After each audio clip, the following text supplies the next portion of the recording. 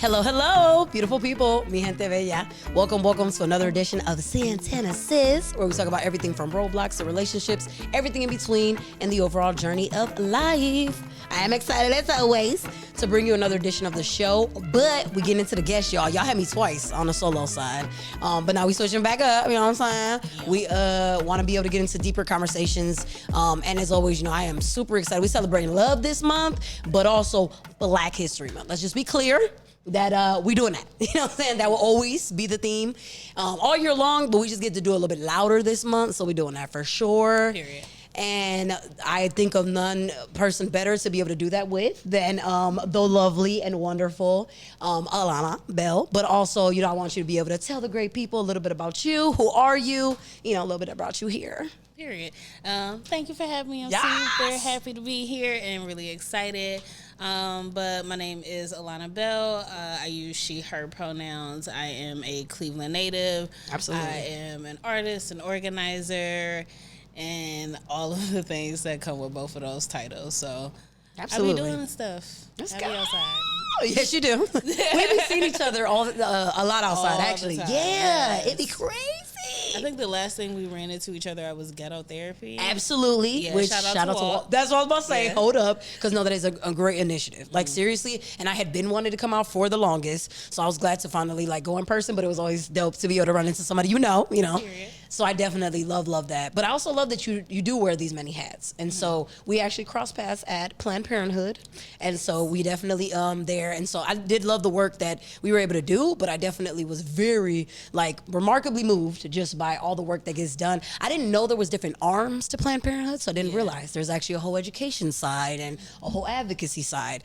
But in essence, they still work in tandem to be able to promote awareness, be able to help out and do all those things. But you have had a whole life, like you said, prior to that, Yeah. So I've been at Planned Parenthood. I had my first planiversary. Oh, nice. My 1 year anniversary, but I had my first planiversary last November. Nice. So I'm a little over a year in with the organization, but I've been in the reproductive justice, reproductive rights and health movement in Ohio for about 8 years. Wow. At this point, and I've been organizing just in general for a little over 10 years. Jeez. So I've gotten a chance to touch a little bit of everything, honestly. Right. So environmental justice, I was there for a short while. I got my first paid gig as an organizer doing economic justice work and Nice. challenging the Federal Reserve on all of their shenanigans. And I got a chance to find a really solid home in reproductive justice, which is a little bit different than what Planned Parenthood does. Planned Parenthood is not a RJ organization, Right. but the reproductive rights and health space is really, really closely tied to RJ. Right. So I'm really happy to be able to continue to do the work that I do, making sure everything that I do is centered around the needs of Black women, girls, femmes. Let's go. And that we're taking care of. Because if we're not going to do it, it ain't going to be nobody. No, amen. But yeah, absolutely. And did you always, I definitely think that organizing is a wonderful way to be able to get introduced, to those different realms and be able to do this incredible work. Did you always know, though, that you were going to be an organizer, community organizer at that? No, not at all. I would not have signed up for this. I would not have. This was not the life? Okay. It was not the goal. And I often say, because people ask you about your organizing origins all the time. Of course, yep. And I always say I'm an organizer by accident. I sort of fell into this. I ended up, because, prior to my organizing life, I used to be a teaching assistant and a patient advocate and all of these things. I've always been in all of these really sensitive places where my work is tied to assisting other people through their trauma, right? So I used to work at the Rape Crisis Center as an advocate there. I used to work at a juvenile justice center, so a prison for boys and young men. I used to work at a halfway house. I've been really, really deeply tied to people's trauma, and so attending rallies and protests and things like that felt really normal. It's it feels like a common part of who I am as a person, taking care of people, fighting for justice, all of those things. And then something about Mike Brown's death, switched something in me. Yep. And I'm not sure if it's because, I have cousins who like actually physically look like him. Right. Where it was just like, ooh, this feels close to home and this hurts in a way that like the other things didn't hurt, and now I feel compelled to participate. Right. And so attending rallies then turned into like helping coordinate rallies. And then I really got thrust into organizing during Tamir Rice protests. There was a group of white organizers in Cleveland who were trying to lead like BLM rallies and BLM led protests, and it was just like, this is gross. I don't know what's happening here, but it feels wrong. Right. I don't know. And a friend of mine, like, we were talking just out loud, like, this is weird. I don't know what's going on. Who are these people? I've never seen y'all before. Yeah. And the group of elders near us was listening to our conversation. They were like, oh, y'all taking it over now. Oh. Excuse me? Oh, right. Blessing from, there we go. Right. And that's kind of what happened. And it was really like from that moment on, like for 2-3 days leading 2,000 people through the downtown Cleveland. Wow. Disrupting peace, letting people know what our demands were. Right. And I didn't have language for any of the stuff at the time, but I was organizing. Yep. And that's right. It was a beautiful experience. Wow, absolutely. And so like you said, so definitely not something that you necessarily planned, but definitely landed into it. And you saw, and I actually, now the elder blessing is the top tier. Yeah. So for them to see that and like let you all know to do that, I mean, I think that's, that's everything. That lets you know you're in the right place. But speaking of right place, I mean, I definitely can understand things looking not, disingenuous when certain people are at the front of it. Yeah. And I feel like it's not, I mean, I've definitely seen great leaders from all backgrounds in our city, but I do think there are certain ones where we should have the appropriate voices behind it. Yeah. Exactly. And the Black Lives Matter rally not being led by Black Lives is like that doesn't make sense. Yeah, a little bit. And so, like, that's not to say that people who aren't Black don't have a role in this movement, they actually have, like, one of the biggest roles in this movement, which is, like, ending, like, structural racism and all of the things that are tied to that. But really, like, there are a lot of strategic ways that do not involve you being the face of a movement. Absolutely. Where you can lend your support. And so, like, even if the intention is, like, genuine and sincere and all of that, like, this ain't your place. Yeah. Yeah. And there's nothing wrong with recognizing that. And I feel like, and being able, exactly. But like you said, there's still room for you to help advance the movement overall, because it definitely does affect all of us. And like, speaking of that, because I'm sure this has happened, and this is something I alluded to, is that, once you did get placed into that, what was your experiences with the pushback that you sometimes probably received from others? Take your time.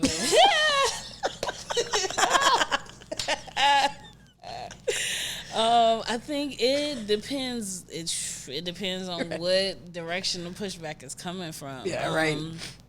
And I'm not gonna get too deep into it because some things gotta. Oh no, for sure. But my father is a retired Cleveland Police Department police officer. Right. And so he was not retired at the time. Right. And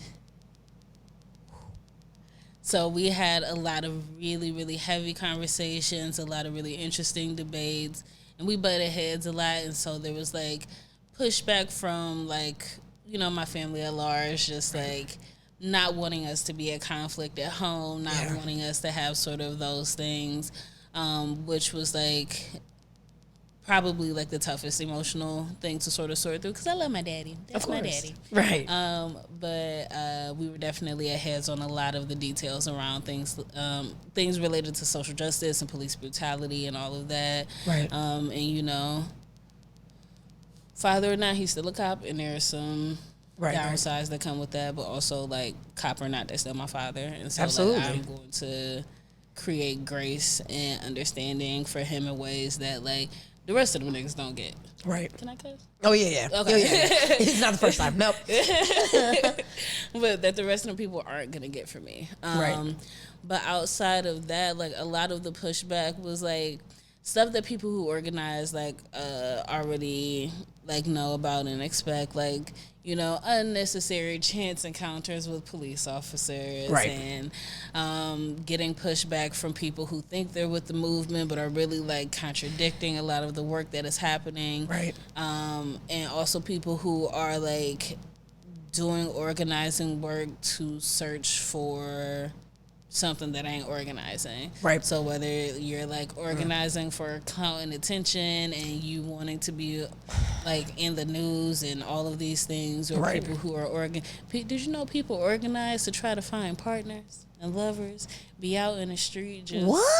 I did not know that. No, and they do. And what? They do. I didn't know that, y'all. Hold on, I'm getting schooled. And they do. Wow. And so it's like people have a lot of really selfish like motivations for doing organizing work. And so it's like, I think the biggest pushback I received was probably from like challenging some of those things. 'Cause absolutely. It's like, you like, and this is all my like baby organizer, like naive shit and like, right.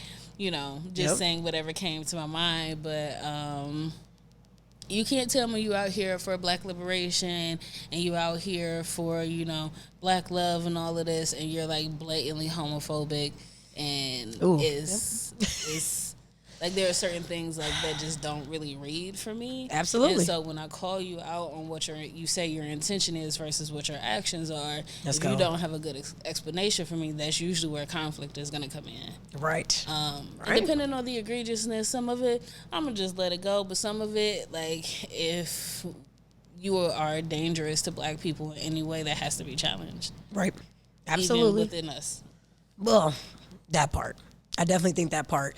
And I feel like, you know, and I totally appreciate you even sharing, you know, that piece. And because even when it comes to public safety, I mean, it's such a unique, you know, challenge in some ways, but just also opportunity. And so I feel like, you know, and even, you know, like as having been an advocate that worked in like the Rape Crisis Center and all of that, I mean, we have to engage, you know, public safety. You know what I mean? Like, exactly. Like, it's actually a great, and actually, I know that Self-Love Club, who I've been getting hip to more, was making a manual that they want to share with, you know, police officers and all the like. And I love that. First responders and, you know, other people. And really, and I love any intention, because I believe Teresa Stafford was also saying she had wanted to do more training with, you know, police officers and all that. And that's just what we need, is like, you know, to have more of them be trauma informed, to understand that, and that needs to be a critical, like, this isn't just like something, like, we should keep that in mind, and like maybe we should, you know, like maybe try that. No, like this is a critical element. Like, you know, you got to lead with the trauma informed. If you don't, you know, and you say you know it so well, you know, from all the different ways that you did it, but like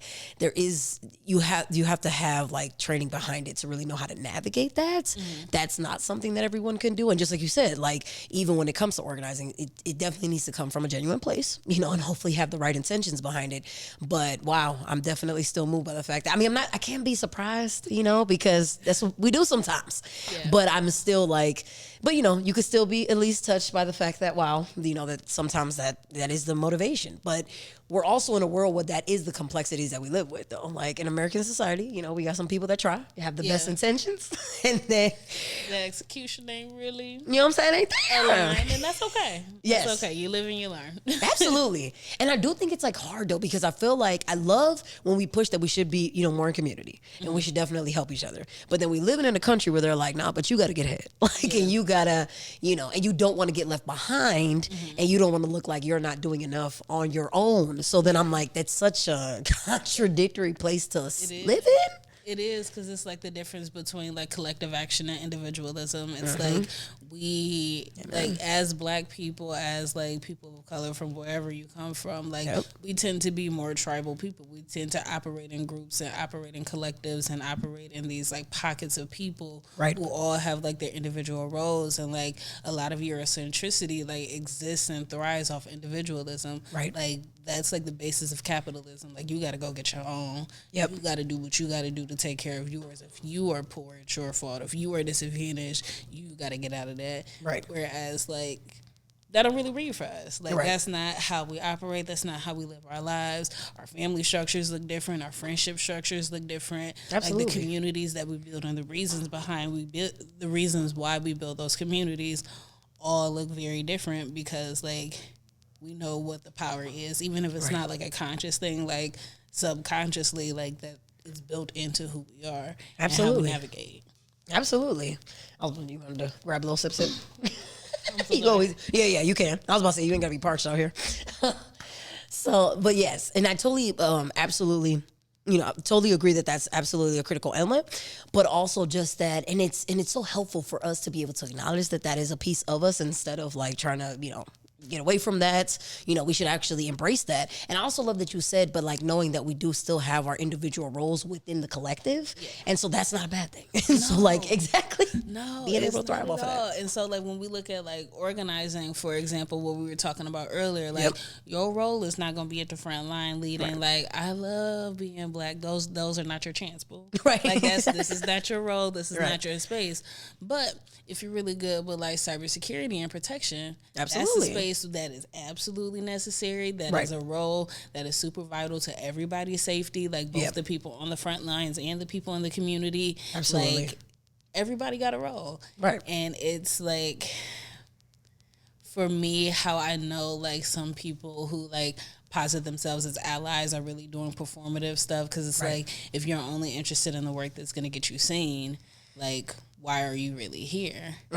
And same thing for like some of us, especially like people, traveling organizers is a little odd to me. Right. Like people who go around the country, like, you had a tragedy, here I come. I'm on my way to come save you, because I got the cape. Yeah. And like, I ain't gonna say no name, Sean King, but like we see this space where people are like really, really opportunistic with the organizing, because it's like these people are usually in a really, really vulnerable space. Like, I just lost somebody I love in a really tragic way, in a really violent way, but also in a really public way. And so both like that public outpouring of love plus the public scrutiny are coming to me at the same time.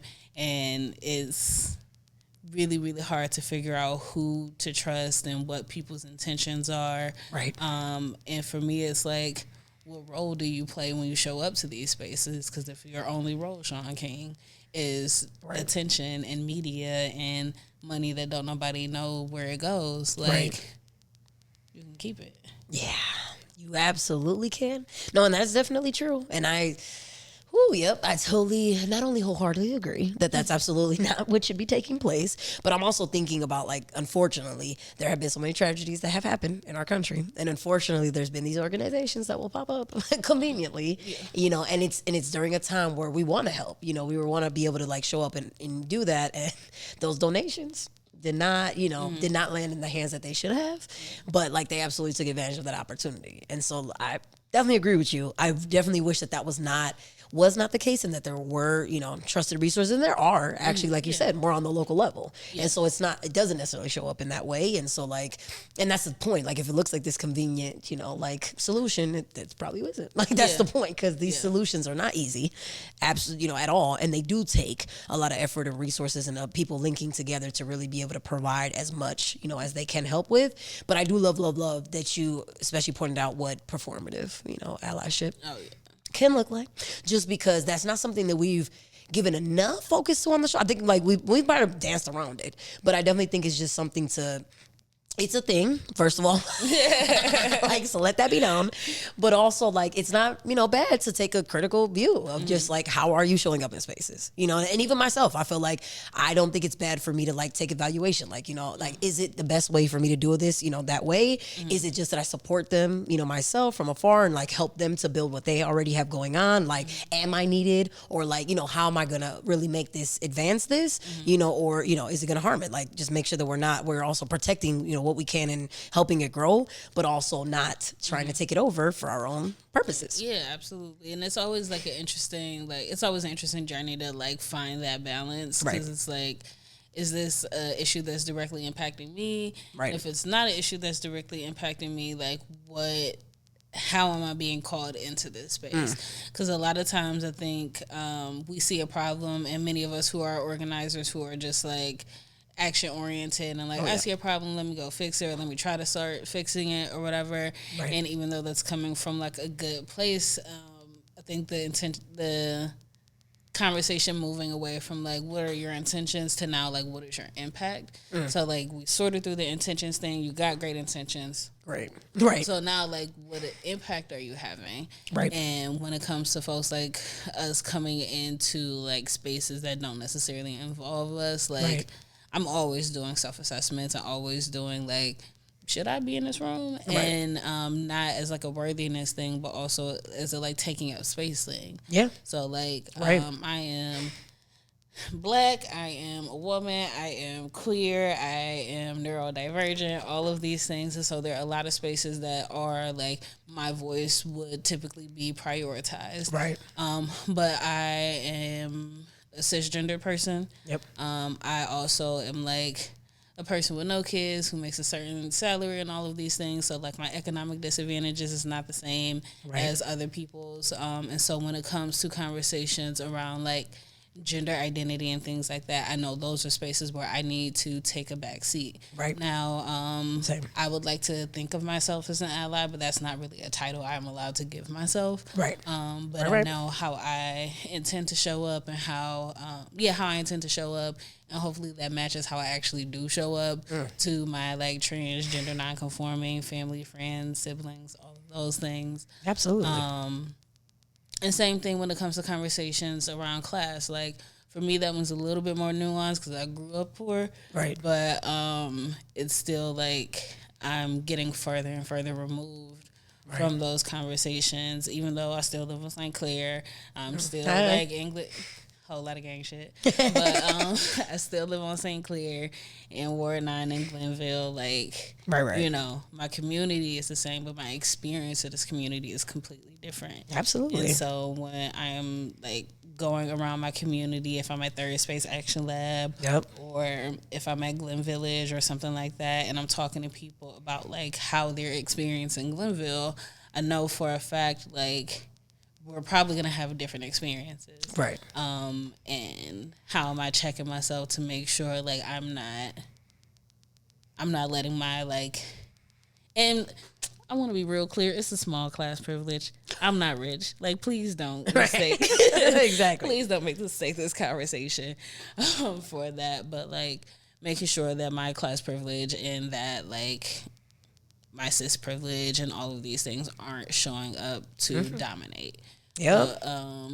Also knowing when and where I can use my privilege to leverage the needs of people who don't have it. Exactly. Yes, that's definitely an excellent point. So I was just saying too, like, I mean, we have ableism as well, like, and being able to know that, and you know, like being exactly. But I love too being able to know. So the privilege thing doesn't always have to be a disadvantage. You know, it could absolutely, of course. Well, of course, we know we can do that personally. We can already use our privileges. We ain't got to deny that. You know, so like it definitely grants us access to things as you mentioned. But to be able to use it to leverage, I love like being able to say that, and that's something that we can think of. So like if we are thinking about and doing those self-assessments like you mentioned and being able to like check how we can do those things better, that could be a way though. And so it's not just thinking, okay, well then fine, I guess I won't show up at all and like shut that opportunity out, when it's like, no, your voice is definitely still needed to, you know, be there. And again, you can also spread this message to others. At the end of the day, you have these different audiences, you have people that, you know, you're connected to. And so obviously this will only grow if we all band together around this issue and do it the right way. But you also mentioned, like, some of your experiences look a little bit different, but, you know, like, and all those things. I was just curious about life before the organizing, you know what I'm saying? Like, you know, as a child and all of that, like, we heard dad, you know what I'm saying? So shout out to dad, you know what I'm saying? Shout out like, to my dad, shout out to my mom. Right. So my parents have been together almost 40 years. Oh my gosh, testament. Yeah, hallelujah. What? But yeah, no, my parents have been together for about almost 40 years. My mom was a hairdresser. My dad was a police officer. My dad's retired now. My mom works in the medical field. Right. I have 3 sisters. They're all really great. My sister has a restaurant, Honey Bell Catering. Hey. My younger sister is a wonderful mother to my niece and my nephew. Hey. Like, just perfect. Right. They're just so perfect. And then the baby, she was born when we were all already grown. So she just graduated high school not too long ago. She really is a baby. Yeah. Ooh, right. baby, and acts like it. But she just started school at Kent State. Wow. And so let's go, Kent. The family is like doing really, really like wonderful awesome. things. Right. And yeah, we grew up in Glenville. Yeah. Grew up in Glenville. I went to Cleveland School of the Arts. So shout out to CSA. Let's go. Right. We love that. Well, went to Cleveland School of the Arts, played violin, then transitioned into creative writing. So mostly poetry, but also playwriting. And I have just like, honestly, since I left CSA, have been on this like wild, wild journey of like jobs and fellowships and transitions and just like, I don't know what I'm doing. Right. Hey, we figured it out. We just figured it out. Like you said, you offered me an opportunity that sound good. Let's go. Absolutely, let's do it. I don't know why I'm standing here with gloves on in the middle of this halfway house while these two grown men is fighting. But goddamn it, I'm here. Yes. Okay, Here and to serve. We just gonna help out. Right.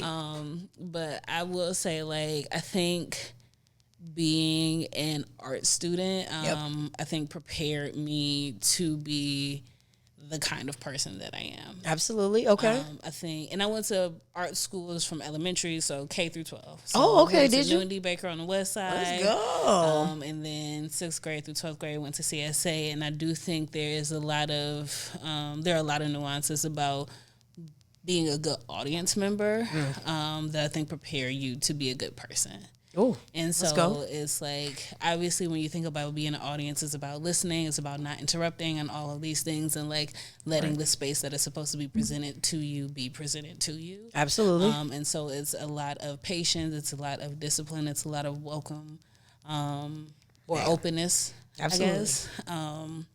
But I think the other part of that we don't really get a chance to talk about a lot is like learning when it's your turn to interject. Let's right? go. So like we go to these performances and like there are places where it's like high energy, a lot of music, lights, and they want the crowd to interact. And if you are like too focused on being a perfect audience member, you're gonna miss this really, really beautiful moment between you and the environment that you're in, where you get a chance to yell and scream and participate and more or less be a part of the show. Right. And so I think learning how to be a good audience member is like figuring out how to double dutch with life. Like when is it my turn to hop in? When is it my space to like make my presence known? And when is it my time to take over? Right. So like, I love that. I don't know if anybody else has, but I'm pretty sure there's been like awkward moments and performances where like the performance is over, but nobody started clapping yet. Like, is it? Are we right? Are we done? Are we there? Are we there yet? Exactly. And so it's like, is this my moment to lead the applause? Like, is this like? Right. It's just, I think being an art student, being taught how to be a good audience member, all of these things like teach you how to balance life and how to play with life and how to figure out like, when is my turn. Right.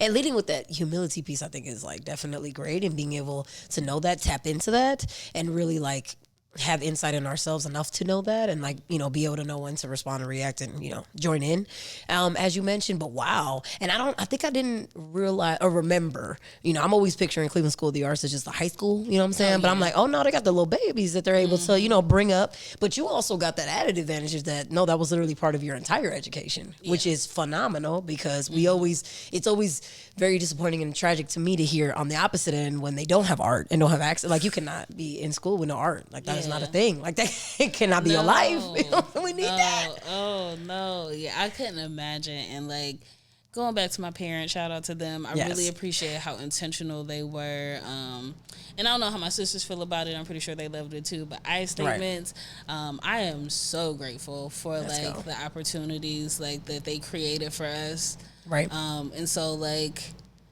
I'm thinking about like Rainy Institute when we were babies. Oh, Rainy, yes. Like my little 5-year-old self, like trying to pick up a violin for the first time. Oh, yes. In that house on the corner, and like it's just I don't know. I'm really, really grateful for like the opportunity to practice that humility, the opportunity to practice all of these things like at an early age, because I feel like had I been tossed into like arts like in high school, I probably wouldn't have been receptive to it if it wasn't like already an established part of my life. Okay. Yeah. Because that was actually going to be my other question, though, is that, like, did you feel like you were always drawn to it, the arts, or is just because it happened to be this integral part of your childhood that it kind of made it this natural fit? Mm-hmm. I don't know. Okay. I don't know how much of it is nature versus nurture. Okay. At least in the beginning. I know now art feels natural. Yeah, of course. But like, you know, a lot of things feel natural that weren't necessarily true in the beginning. Right. But art feels natural to me now. That definitely feels like both my nature and my nurture, because like I have a huge issue with like anger. Like when I have a really short fuse. Yes. And then sometimes, like, when I'm really angry, like, it takes me a while to come up out of it. And so, like, the nurture part is, like, me taking care of myself. And if this is, like, I don't have the opportunity to, like, let off physical aggression, or this isn't necessary to let off physical aggression, let me go pick up a notebook and, like, start writing, or let me hop on Google Docs on my phone and start, like, get that out. Something out, like, or, you know, some Issa Rae Insecure, let me rap in the mirror and, like, get my mirror bitch on and, like, whatever needs to happen. But, for real, though. When I was younger, I think, like, I don't know. I was just doing what my parents told me to do. Yeah. And I didn't hate it. Like, I absolutely want to put on this cute skirt and go, like, do ballet and all of that, while, like, all the adults around are just like, y'all are so adorable. But exactly. Their little skirt and their little shoes and their little tights. Like, I think the Sagittarius in me loves attention. So, like, I love, look at me. I love the arts, and I love being on stage, and I love performing and all of that. Right. So I guess maybe that is the answer to the question. Maybe it is, like, maybe it is natural. Yeah, there is that element of it. But I do love, too, though, that, first of all, violin, hold up, didn't know that. So, hold on. You know, had that little many skills. But also, like, then you did transition to creative writing and all of that. So, you had a whole world of also being able to see, you know, and tap into a different form of art, you know, in the form of literature and all those things. And now it's still not part of your self-care and all those. But, like, also, did you see that you were also able to provide an impact? And speaking of, you know, knowing what it was like to be a good audience member, but then also transitioning to being an artist and, you know, being able to provide like that, you know, what was your experience like, you know, being able to also share some of your written pieces? Oh man, it was great and awful at the same time, and all of these things, because again, like the Sagittarius in me, I don't like being wrong, and I don't like not being good at stuff. It like it burns me up inside. Y'all gotta know. It burns me up inside. And so when I started like switching to creative writing, we were doing a lot of poetry slams. So it's not even just like an open mic where you get to share your things and like just sort of have this space. It's a competition. Yeah. And so like my competitive ass was losing slams. Oh, no. I was losing slams in the beginning, and it like hurt my self-esteem. And my parents were like, "It's just poetry," and like, but I was surrounded by like really talented people, really like focused and oriented people, and so like that transition to like being a performer like individually, because like in an orchestra, like in second chair by the way, hey, but, let's go. But in an orchestra, like it's a collective, it's a group. You get to share this experience with somebody else, and so that means like you can use the success of the people around you to cover up your fumbles and your mistakes. When you're on stage by yourself, it's just you. And so if you fuck up and you don't know how to bounce back from it, I don't know what to tell you, but I don't tell you, Black. That's just what it is. But I do think my favorite thing about the switch from audience member to artist is like the growth that came with it. Like I had to learn how to accept. I had to learn how to accept losses and rejection. Like in public. Oh yeah, that is true. Yeah, publicly. Losses and rejections publicly. Okay. Some of those I handled with grace. Some of those I didn't, and like it is what it is. But we made it. And it's good and bad, because it's like on one hand, people who like have seen you throughout like your experience, like people that like, you know, I used to sneak into the B-side when I was underage and all of that, and just be like, I'm just here for poetry, and like I'm not gonna go by the bar or nothing, I promise. I just want to listen. To now like having moments where I was like coaching youth teams and taking kids to Atlanta and Cali and all of that fun stuff, so we could do poetry together on a national/international scale. Like it's a beautiful thing for people who get to see that growth and transition. I think the negative side, or the most impactful negative side, is like people who see you perform think they know you personally, and you don't. Oh, dang. Yeah, that's a good point. Yeah. Ooh. Yeah, it's like, oh my God, Alana, girl, remember that poem you did? And I heard you. Let's go do, ma'am. Right, with all Ma'am, respect. with all due respect, you saw me do a 3-minute and 30-second poem in like 2018, and Yeah. like, I appreciate your appreciation of my art. Of course. But boundaries. Yeah, no, true. True. Because you also shouted out Issa Rae, and I already know if she walks in here, it's a wrap. Like, I am fangirl. Like, who is that? We about to lose my stuff. Like, lose my shit. So, yeah, I mean, I would love just, if you're out there. No, I'm just like, if you are listening. Hey, Issa, You know what I'm saying? Pull up. We got to Please. see right here. Exactly. There's space and opportunity. Right. You just heard us talk about all the wonderful things. I we mean, both because you do. are everything. Hey, listen, a show about organizers, because that's what Insecure Exactly. was. It was It about an was. organizer. Listen, That's what I'm saying. I got you. We got you. Yes, no, we do got you, literally, right. Unlike that job did, but yeah, in the beginning. So definitely true, but you are absolutely right, and I feel like that sometimes happens with the fan. That happens with other and celebrities too, and so sometimes the blurred lines, we're thinking that we no, and I didn't even think about that because even on a local or like you said, national or international level, I mean, it's great to be able to have those audiences and make those connections, but then that not that being unfortunately not necessarily clearly identified. Yeah, it's these parasocial relationships, Right. And it. On this level with me running into people from open mics and all of that stuff, Right. it's a little weird sometimes, Yeah. but it's not really a huge thing. But we see these trends continue on. So this whole Nicki Meg situation and the child. shenanigans with that, it's Yes. just y'all know these are strangers. Yeah, You they that don't lady know you. They don't. That lady don't know you. They taking personal offense though. Yeah, no, I mean, she did it to me. not you all doxing her mom's grave. Oh no! Oh, we got that deep. No, they're I didn't realize. the Hey. Nicki, the Barbs. They, Yeah. No, they didn't. Child, they doxed Meg's mom's grave and shared the address, and now there's supposed to be police protection at Meg's my mom's grave gosh. because people were threatening and Y'all. pull her body out of the grave. No, they didn't. Yeah.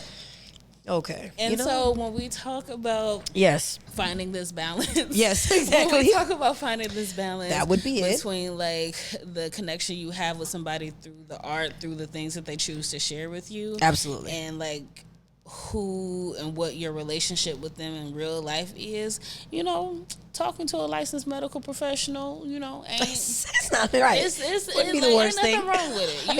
Exactly. I'm just saying, if you are willing to commit a federal offense, because I'm pretty sure digging up a body is a federal. I'm crime. pretty positive. I don't know. I could be wrong, pretty but exactly. But I'm pretty sure. pretty sure. But if we're at this point where Wow. we're willing to and it's that specific act, right? The That's all I'm disrespect and the intention behind that specific act, but just on a larger scale, your willingness to sacrifice your own security and your own safety and your That's own all we're freedom saying. Yep. for a stranger who's she's not about to bail you out. She not though. She not. And so how did we get here? I mean, that part. And definitely because, and unfortunately, and we have such great women that are, black women who are great. These are tremendous artists. And I'm thinking about Beyonce too, I ain't gonna lie. Because we done had documentaries on that the fans, So yeah, I just think that, exactly, that's a whole nother, that was a whole nother show right there. Yeah, what I'm saying? stan the culture. Beyonce, yeah. Stan culture in general, No. and so I love me some Beyonce. Oh, no, too. of course. No, Yeah. Her work ethic is phenomenal. crazy. Phenomenal. I was in the Crazy. theaters watching the Oh, Renaissance yeah. tour. I know I missed. I was in sorry I missed it. I was like, I'm sorry. Yeah. How that Blue Ivy gets so big. I know. I know it's our baby. Oh my Exactly. God. Look at her. And do you see the dancers voguing? Do you see all the queer people in the audience? Right. Oh my God. So I love Beyonce under zero circumstances Right. though. Am I gonna That's all I'm saying. I'm Yeah, not that's what- arguing with internet strangers I'm not. over this lady. No, I'm not. That's what I'm saying. I don't understand it, but I also I think it speaks to this larger because also I think it's really interesting when we think about stan culture. It's mostly groups of Black women circling around one another. Yes. And so like the intention behind it is beautiful. It's like, absolutely, this woman needs protection and she needs like we're gonna wrap our support, and arms we need around to her. wrap around her, and we need to do all of these things. Right. But then it gets to this really unhealthy place that I think so many of us do not know how to process. Like, yep. do not know how to process unrequited love, because like that's part of the experience, right? I mean, like you are devoting yourself and your energy and your time to these celebrities who are not able to offer you anything specific. They can't reciprocate it.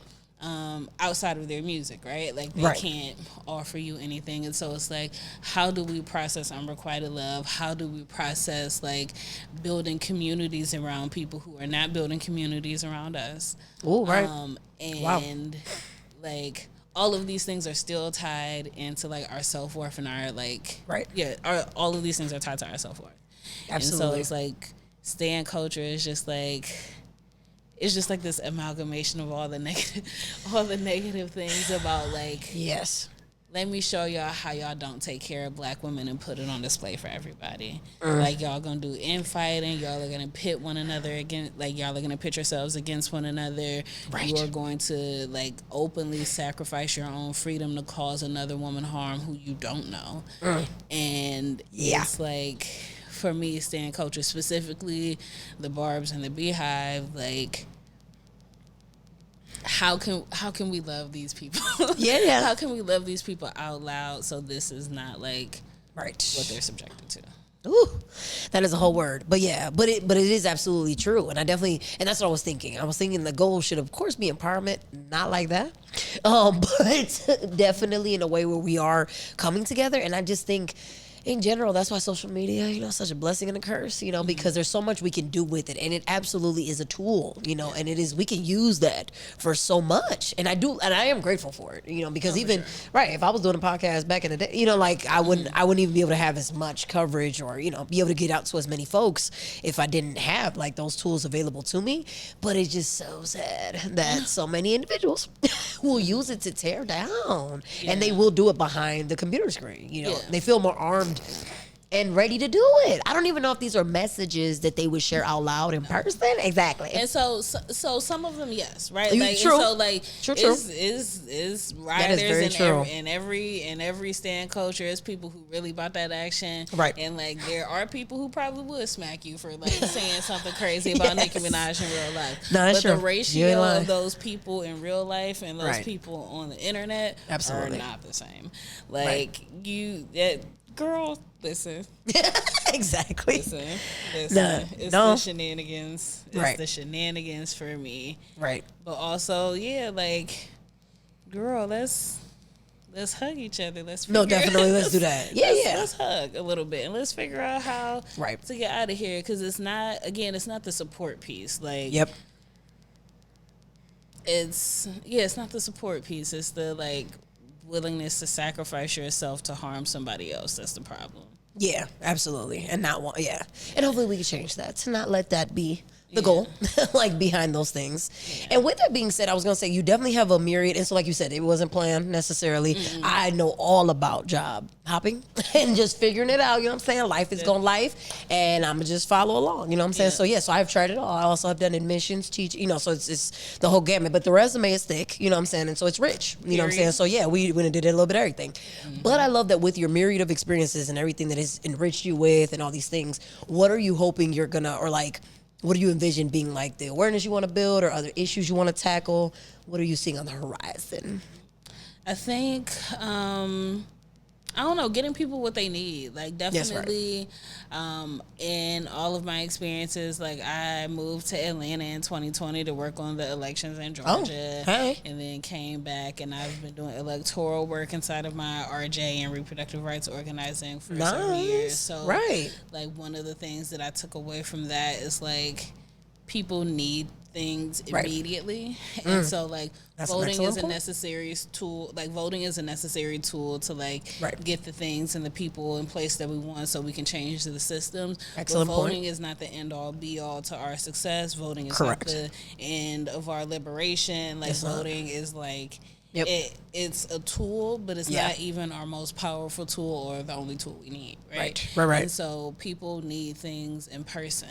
Yes. One of the things that I am really like inspired by is like seeing resource distribution efforts and mutual aid efforts throughout the city and throughout the state. Like I just spent Wednesday with People Feeding People in Akron. Oh, nice. My partner and a few of his friends, colleagues, they do grocery giveaways. So they have a partnership with the food bank in Akron. That's awesome. And they go to the different projects let's throughout go. the city and just like give food away. So they got to come knock on your doors, let y'all know we outside, grab some grocery bags, grab your kids, come get this free food. Right. And they're meeting this need. And so let's go. Also seeing things like in Cleveland, from one mother to another. Tawana Bazell, who does really, really dope work, and she collects and distributes necessary items for people who just had babies. Okay. And so it's like you need a bassinet, you out of diapers, you need some specific kind of formula. Right. You took care of all the baby needs, but now all your money is gone and your older kids ain't got school clothes. Right. Like seeing people be able to like prioritize folks like real life needs. Right. And so I see myself doing a lot of that work moving forward and love that. Trying to make sure, like, you know, within my capacity, of course, that I can help take care of my people as much as possible. Yes. Definitely starting with Glenville. Glenville is home. Let's go. My parents still live in that house off 105 in St. Clair. Right. And I live not too far from the house I grew up in. So it's like I get to move through my neighborhood with a new sense of responsibility. Yep. And I feel like I'm ready for it. Let's go. Absolutely. See, and I think that's awesome. And being able to do that, like, not only for your home, but from home is dope.